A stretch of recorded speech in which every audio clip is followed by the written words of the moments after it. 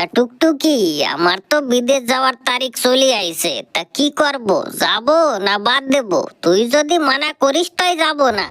যাবা না তাই বাড়ি বসে কুল্লকুল্লি করবা নাকি? বিদেশে না গেলে টাকা হবে কামাই। যাও বিদেশে যাও, কামাই করে নিয়ে আসো। তুই কিরম বউ, সব সময় খালি কামাই চিন্তে করিস। এই 2 দিন আগে বিদেশেতে আইছি, আবার যদি চলে যাই তোর কি একটু খারাপ লাগবে না? খারাপ লাগলে কি করব? খারাপ লাগলে কি পেট ভরবে? পেট ভর্তি হলে টাকার দরকার আছে। যাও মোটা টাকা কামাই করে নিয়ে আসো, দেখে নে আমার আরো ভাল থাকবে নে। আচ্ছা, তুই সারা জীবন খালি টাকাই চিনলি, স্বামীরই চিনলি না। আর স্বামী কি জিনিস তাও কোনোদিন বুঝলি না। বুঝে কি করব?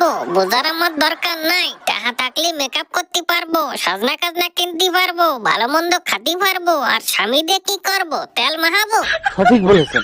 ওরে, আজকে তোর দ্বারে টাহাই বড় হয়ে গেল, কালকে যদি আমার কিছু হয়ে যায় তাহলে টের পাবি। টাহা দিয়ে সব কাজ হয় না, কিছু কাজ আছে যা খালি স্বামী দিয়েই হয়।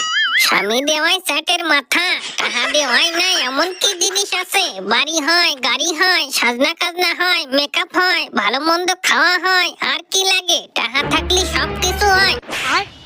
আচ্ছা, তাহলে তুই আমার একটা কথার জবাব দে। টাহা দিয়ে তো সবটা হয়, বাড়ি হয়, গাড়ি হয়, সাজনা কাজনা হয়, মেকআপ হয়, তা টাহা দিয়ে কি বাচ্চা কাচ্চা হয়?